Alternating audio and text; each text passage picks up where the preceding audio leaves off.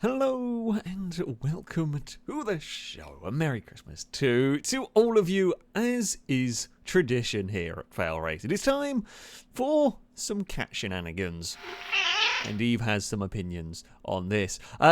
Of course, it is time to get out the big old Scalextric set and see what the cats will make of it. This year, well, I've moved house, so I have different space to play around with. Cass even wanted to come along and have an investigate of this. I've built a big, a decent size, fancy layout to be messing around. I've even got a new car. This is the new Corvette, the C8, that I'd never driven actually before.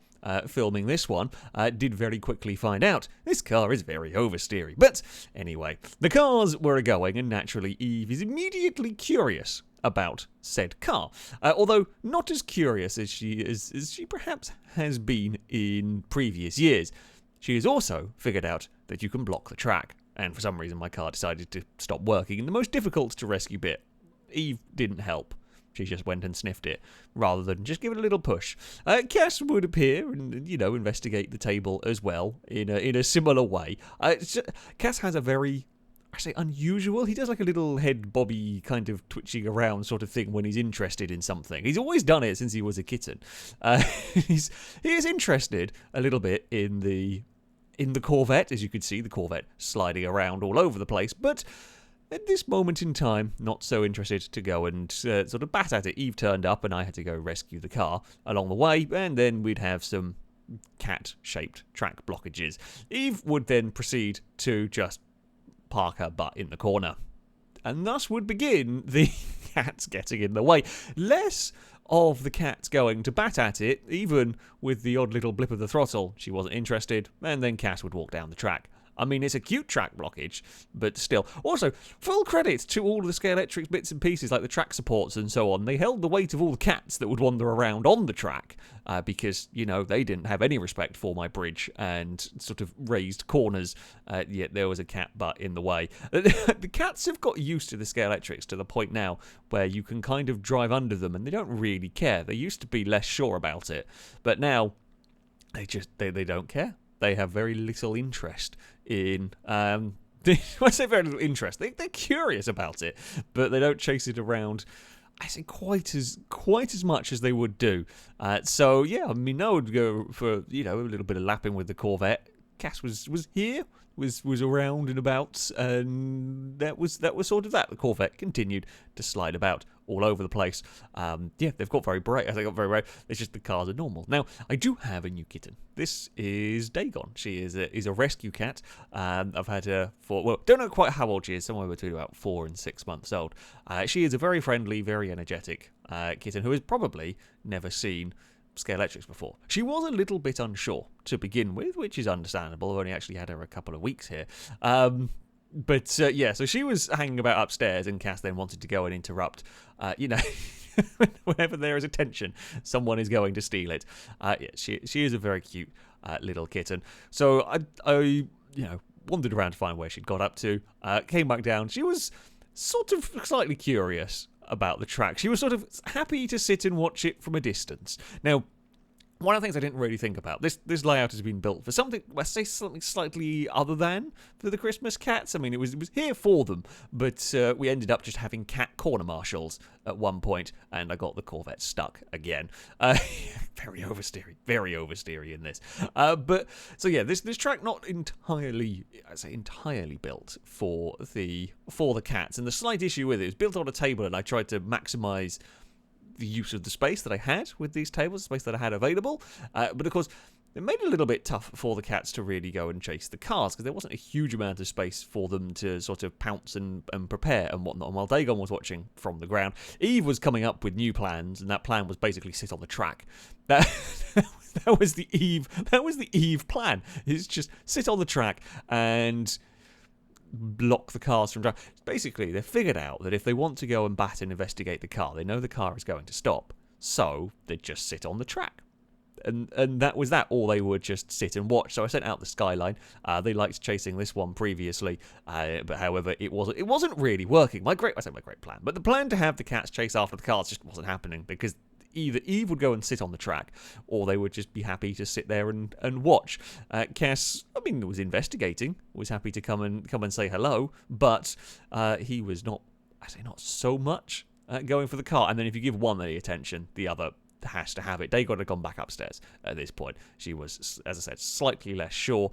Once again, any attention, they both have to go and have it, and Cas almost gets a bop round the face. Normally it's the other way around. As sweet and just sort of shy as Cas is, it is often him chasing Eve around. That is normally the way that this one goes.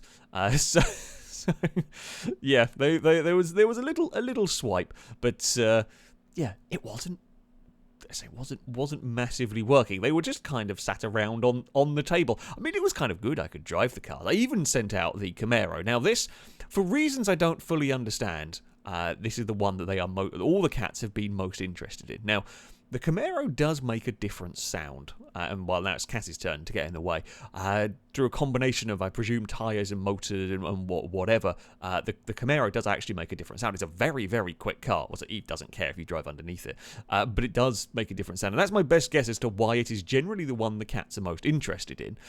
Eve has just completely blocked the track at this point.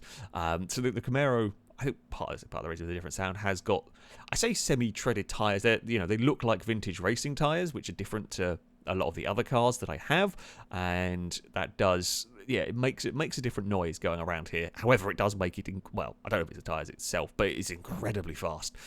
This guy doesn't feel it, but it is very, very fast around here. But it's normally a good one to get the cats interested in, I guess, because of the sound and whatnot. But that we're having none of it. I tried all of my my methods. They just weren't so interested with the set where it was, and I think it was because of the lack of space sort of outside of the track. So, again, can drive under Eve and she doesn't care. So it was off to do something else. Went off to see where Dagon was. Dagon had been asleep through a fair bit of this. Decided to get the usual cat toys, and this will get her in interest. There we go. There's a word in there. I was looking for a fancier one. But yeah, there are plenty of toys, of course, for the little... Yeah, that was Eve walking past the camera. They don't have much spatial awareness. They don't have much... respect for the filming process and everything. They just like to get in the way, really.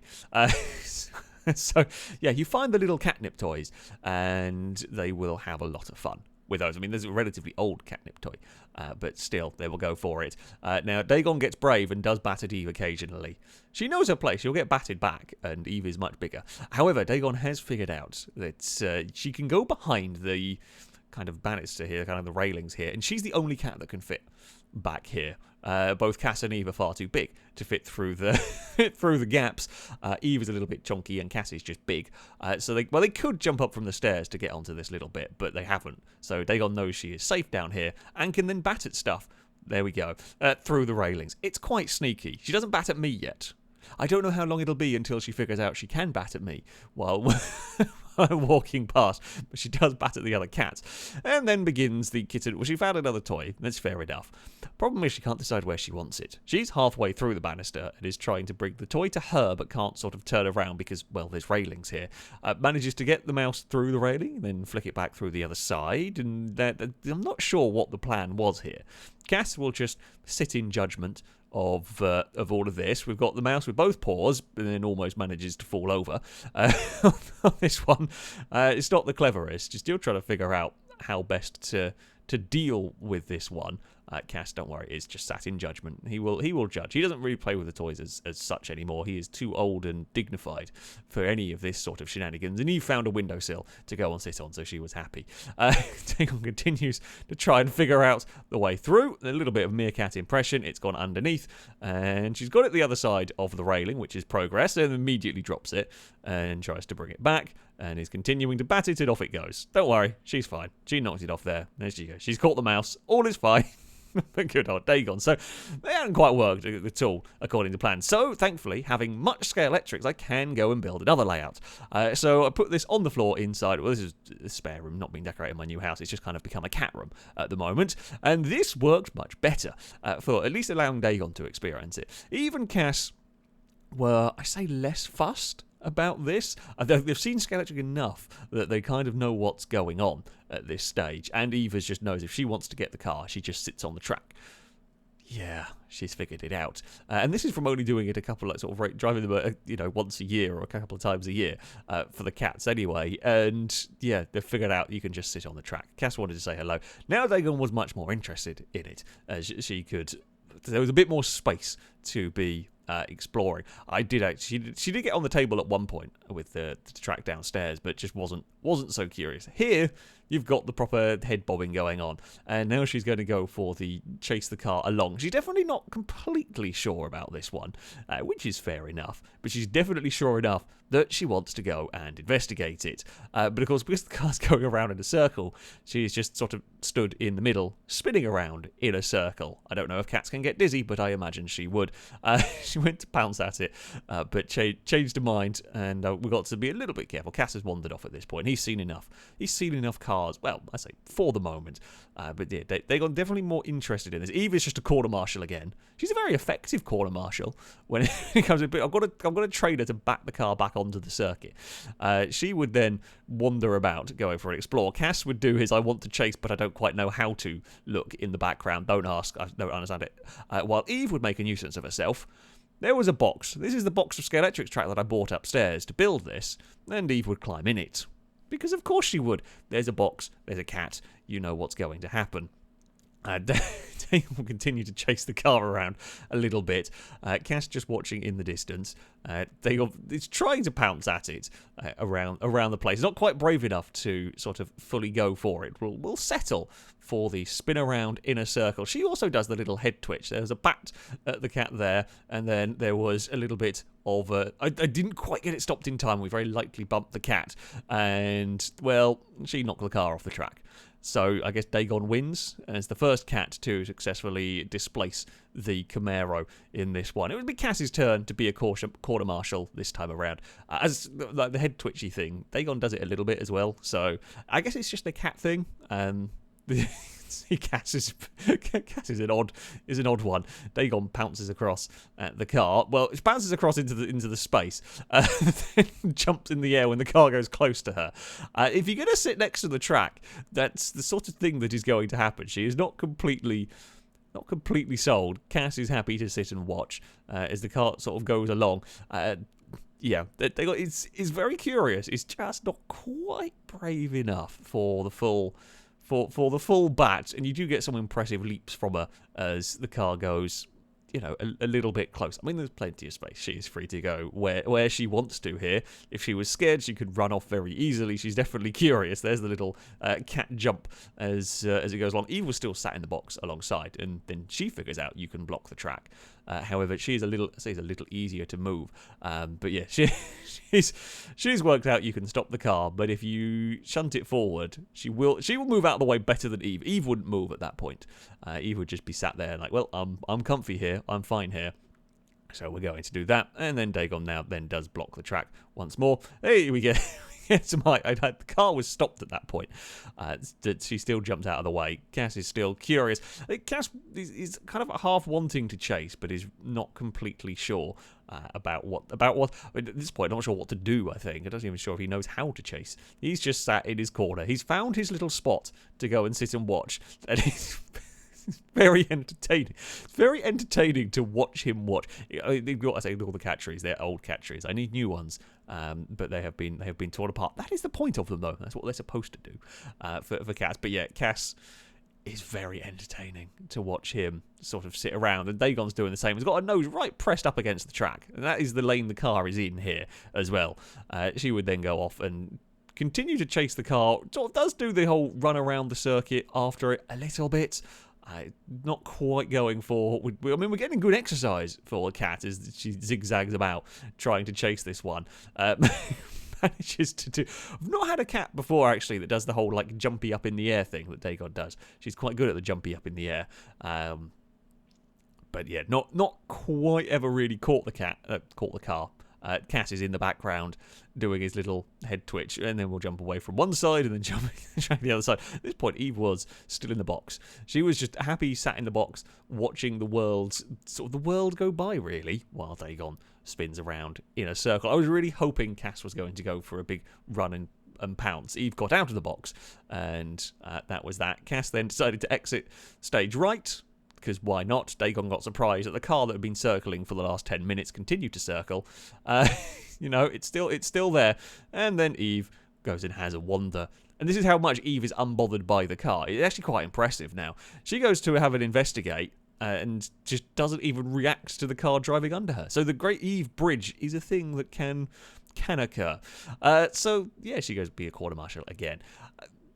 And that was, that was that. I did find, though, the much more interesting... The thing more interesting than the cars, sadly, was this random ball. It's not even a catnip one. It doesn't have anything jingly in it, but the pair of them love it. Dagon and Eve both love this. In fact, I can regularly, throughout the day, if I hear random meowing from Eve, the chances are she's batting this ball around somewhere. I don't know why this one in particular. Over all the toys, there are many toys in the sort of cat room, but she absolutely loves it, as you can see here. She will run, she will pounce, she will sit and bunny kick it. Again, the tiniest toy. Pretty sure she bunny kicked her paws more than she did the ball at this point. But, there we go. Just apparently, this is the toy. This is the toy that she loves more than any others. And then Dagon has to be a little bit careful, because Dagon wants it as well. I mean, they're not going to fight.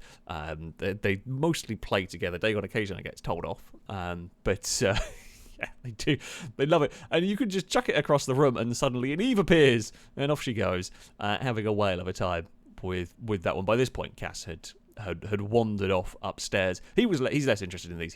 Cas is more interested in the car than he is in these sort of things. But there we go. So, as Dagon will now have a moment to try and get brave and see if she can pounce at Eve. It's not going to go well, Eve.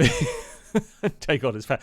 I should point out here, all the toys, I picked the toys up and put them in the box, in the Der 5 box. That's the cat toy box, it's just how it's ended up being.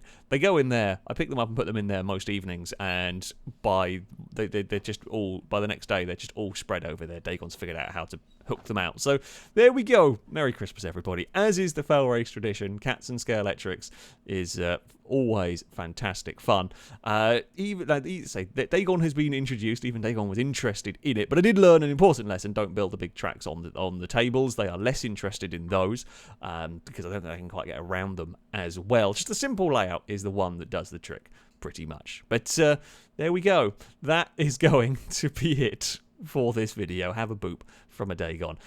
Thank you all very much for watching, and until next time, goodbye.